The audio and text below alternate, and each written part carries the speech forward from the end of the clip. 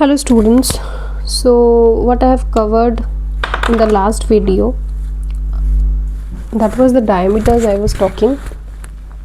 जैसे कि मैंने बोला था कि वर्टेक्स में फुल्ली फ्लेक्स्ड आपको जो डायमीटर मिलेगा that will be sub occipito bregmatic. So let's try to trace the diameter from this image.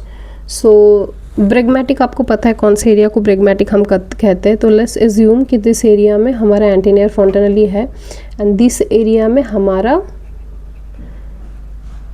posterior frontanelli है. So anterior frontanelli was termed as bregma and posterior frontanelli or below the posterior frontanelli there lies the occiput. So आपको ये याद रखने के लिए so you can relate, right? So जो diameters कौन सा diameter will be termed as sub occipitobregmatic which can be seen in case of fully flexed attitude in vertex presentation or if the presenting part is vertex. So which diameter will it be? This one.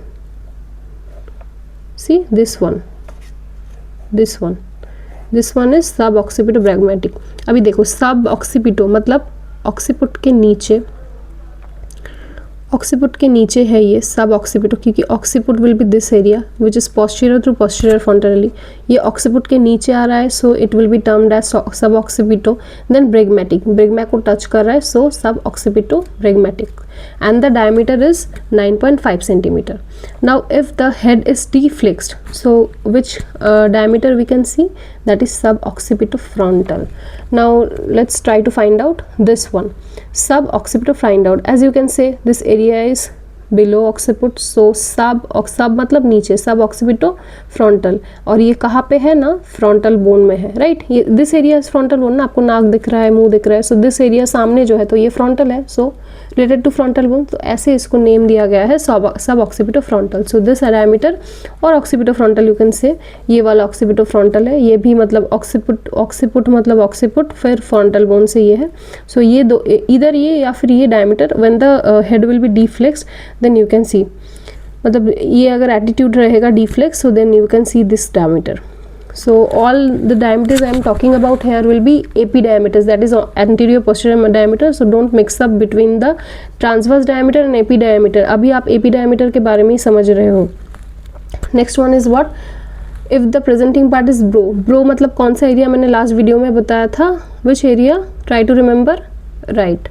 Roof of the nose और supraorbital ridges से लेके आप कह सकते हो anterior फ्रंटनली, और vice versa anterior fontanelle से लेके roof of the nose and supraorbital ridges का जो एरिया हमारा पड़ता है, मतलब आप एंटीरियर फ्रंटनली आप यहाँ से करो एंड द सुप्राऑर्बिटल रीजस आप यहाँ पे and roof of the nose भी यहाँ पे, मतलब इस एरिया को you can termed as brow, ये वाला पार्ट, ठीक है.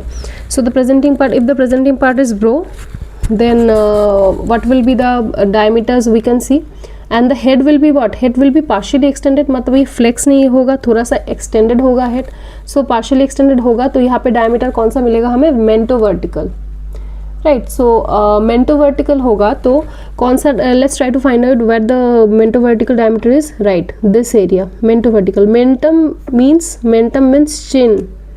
chin.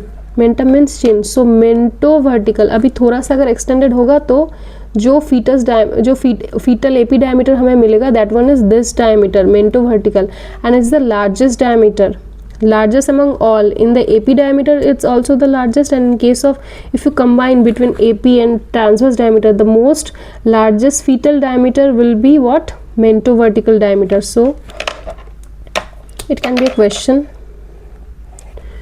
मेंटो वर्टिकल लार्जेस्ट डायमीटर होता है, बीट एपी के बीच में या फिर बीट बिटवीन टीडी डायमीटर. वैसे एपी डायमीटर्स हमेशा ही टीडी डायमीटर से ज़्यादा होता है, बड़ा होता है.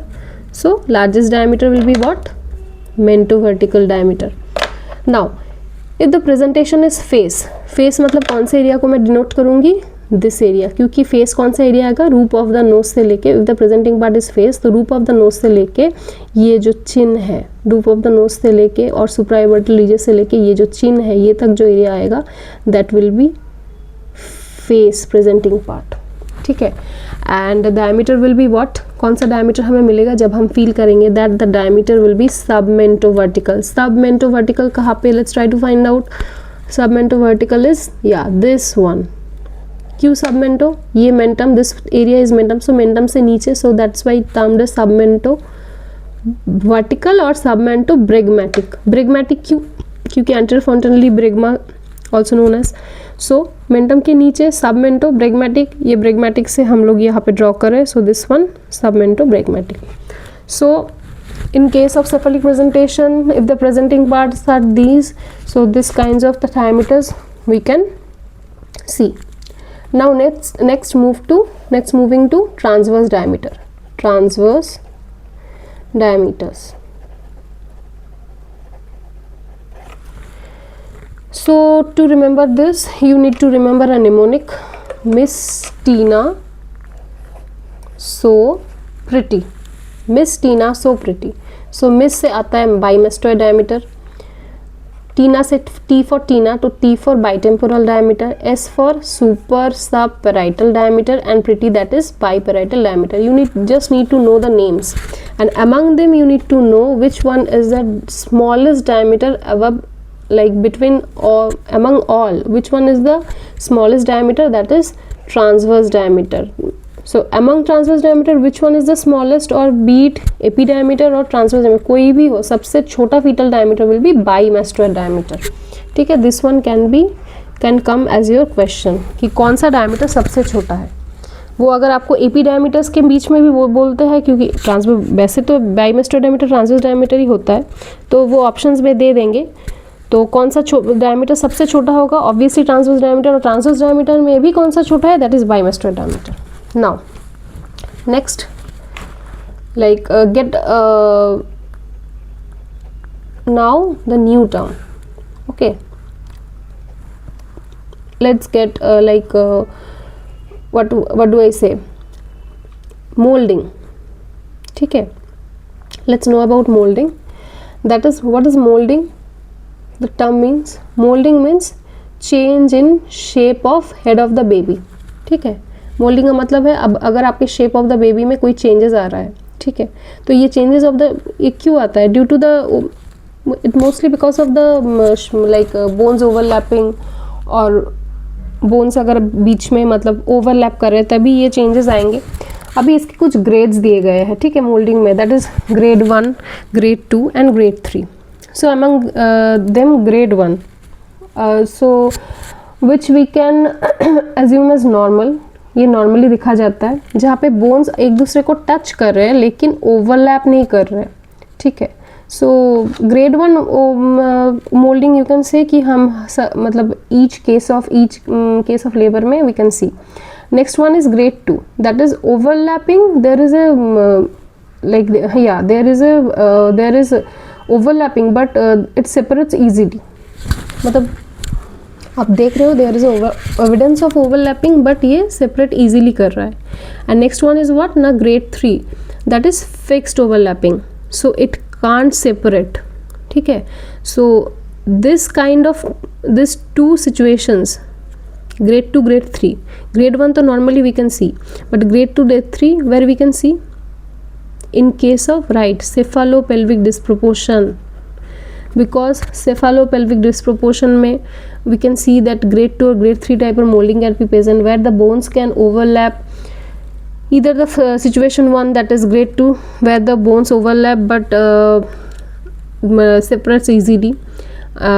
Bones overlap and they separate easily, and the in or the situation number 2 that is grade 3, bones overlap but don't separate.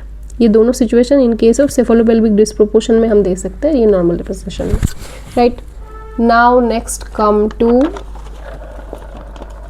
Some of the terminologies that is important to labour.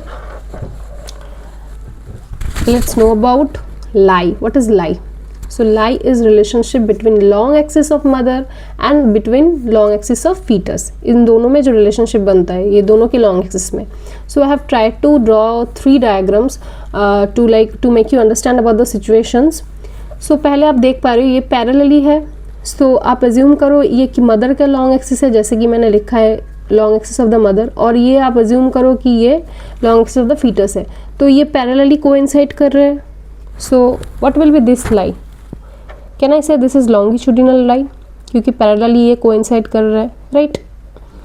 Now situation number 2, आप देख पा रहे हो ये maternal long axis है और ये foetus का लॉन्ग एक्सिस है, ये 90 डिग्री एंगल कर रहा है. सो कैन वी से ये परपेंडिकुलर है, ये जैसे पैरेलल है, ये परपेंडिकुलर है, ठीक है. Now next lie,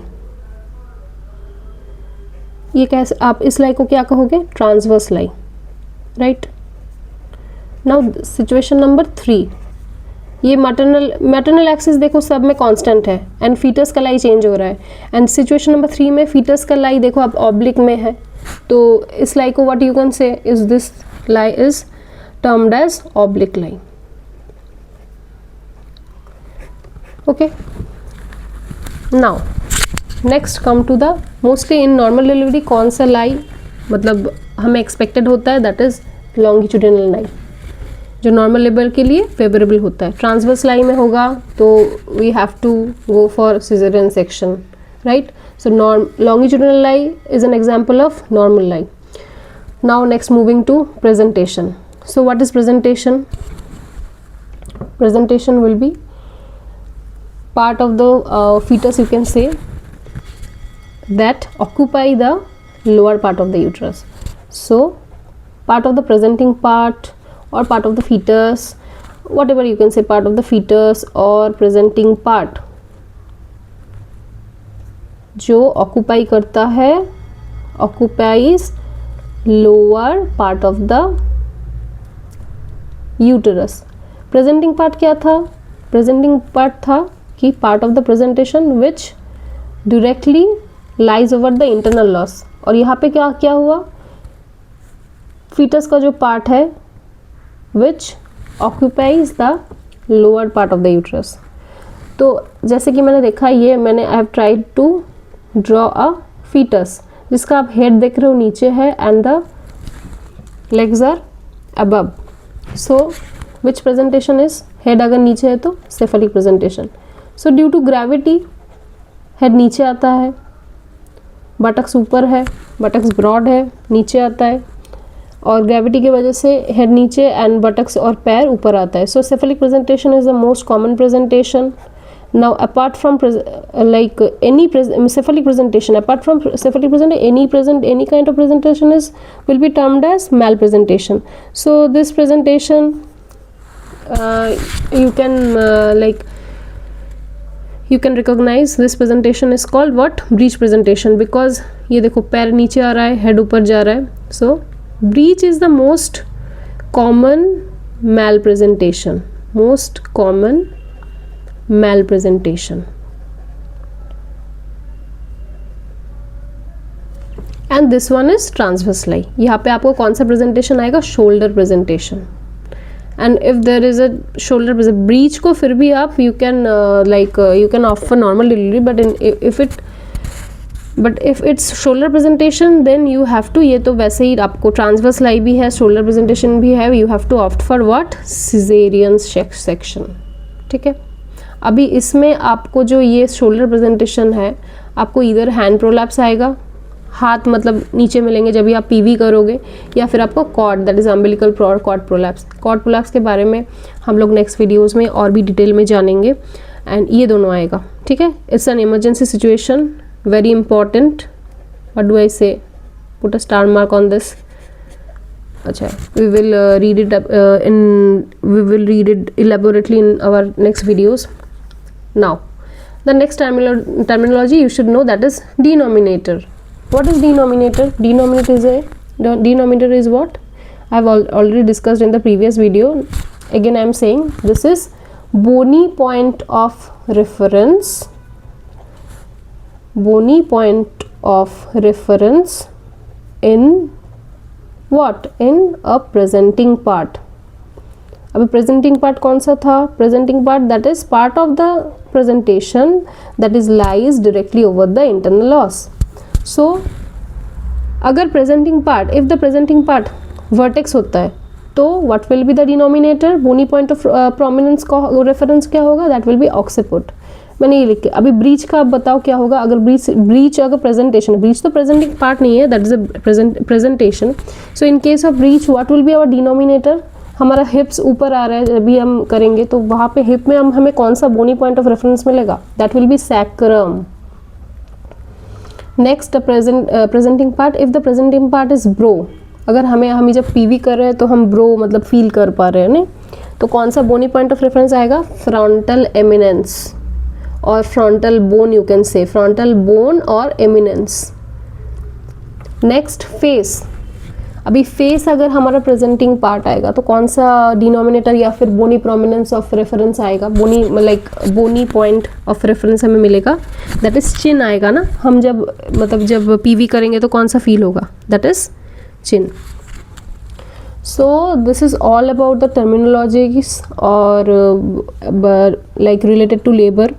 I have divided into 2 videos, so please go through this, and in the upcoming videos we will also be discussing about more about the terminologies, and then we will move to the labor and labor associated complications and all.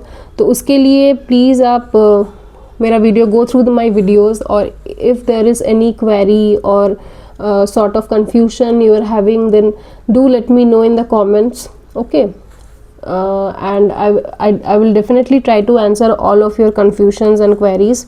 So please, what I always say, like, share, comment and subscribe if it's useful to you.